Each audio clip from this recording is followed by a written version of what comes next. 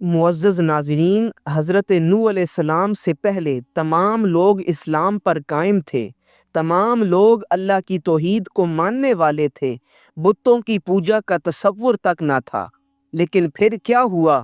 قرآن مجید فرقان حمید میں آتا ہے وَقَالُوا لَا تَذَرُنَّ آلِهَتَكُمْ وَلَا تَذَرُنَّ وَدًّا وَلَا سُوَاعًا وَلَا يَغُوثَ وَيَعُوقَ وَنَسْرًا۔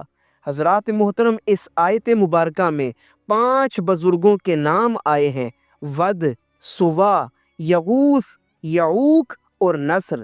حضرات محترم، یہ 5 وہ بزرگ ہیں جو نوح علیہ السلام کی قوم کے نیک لوگ تھے۔ ان کی وفات کے بعد اس قوم میں بت پرستی کا آغاز ہوا۔ اور یہ آغاز کیسے ہوا؟ حضرات محترم، حضرت عبداللہ بن عباس رضی اللہ تعالیٰ عنہ فرماتے ہیں کہ جب یہ 5 لوگ فوت ہو گئے اور قوم ان کو یاد کر کے رونے لگی تو شیطان نے اس قوم کے دل میں یہ بات ڈالی کہ جہاں یہ لوگ بیٹھ کر عبادت کرتے تھے وہاں ان کے نام کے بت بنا کر رکھ دو اور ان کو روزانہ دیکھ لیا کرنا، تمہارے دل کو تسلی مل جائے گی۔ چنانچہ ان لوگوں نے ان بتوں کی پوجا شروع کر دی۔ نہ صرف انہیں دیکھتے تھے بلکہ ان کی پوجا بھی کرتے تھے، ان سے دعائیں بھی مانگتے تھے۔ اس طرح اس قوم کے اندر بت پرستی کا آغاز ہوا۔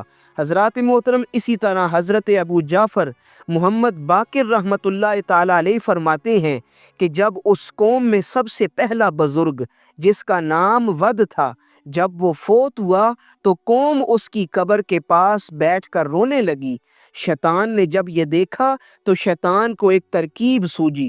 شیطان انسانی صورت میں ان کے پاس آیا اور کہنے لگا کہ کیوں نہ میں تمہیں ود کے جیسی ایک صورت نہ بنا دوں، ایک مجسمہ نہ بنا دوں کہ تم اس مجسمے کو ود بزرگ کی عبادت گاہ میں رکھ دینا، روزانہ وہاں جانا، اسے دیکھنا، تمہارے دل کو سکون مل جائے گا۔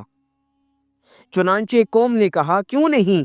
ان لوگوں نے ود کے بت کو جو شیطان نے بنا کر دیا تھا اس کی عبادت گاہ میں رکھ دیا۔ روزانہ آتے جاتے وہ اس کا دیدار کرتے تھے اور اس طرح ان لوگوں کے دل کو سکون مل جاتا تھا۔ کچھ عرصے کے بعد شیطان دوبارہ انسانی صورت میں ان کے پاس آیا اور کہنے لگا کہ تم لوگوں کو روزانہ یہاں آنا پڑتا ہے، ود کی عبادت گاہ میں آنا پڑتا ہے، تمہارا ٹائم بھی خرچ ہوتا ہے، تمہیں آنے جانے میں تکلیف بھی ہوتی ہے، تو کیوں نہ میں تمہیں اتنے سارے مجسمے نہ بنا دوں کہ تم ہر گھر میں ایک ایک مجسمہ رکھ لو اور روزانہ اپنے گھر میں ہی اس کا دیدار کر کے اپنے دل کو سکون دے لینا۔ قوم نے کہا کیوں نہیں۔ تو شیطان نے انہیں مجسمے بنا کر دیے، ود کے بت بنا کر دیے۔ ہر شخص نے اپنے گھر میں ایک ایک بت رکھ لیا۔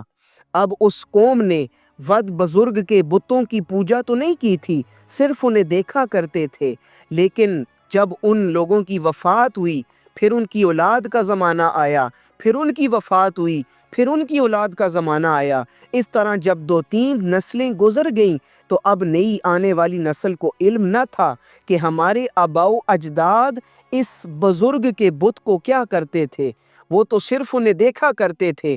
لیکن شیطان نے اس نئی نسل کے دل میں یہ بات ڈالی کہ تمہارے آباء و اجداد ان بزرگوں کے بتوں کی پوجا کیا کرتے تھے، عبادت کرتے تھے۔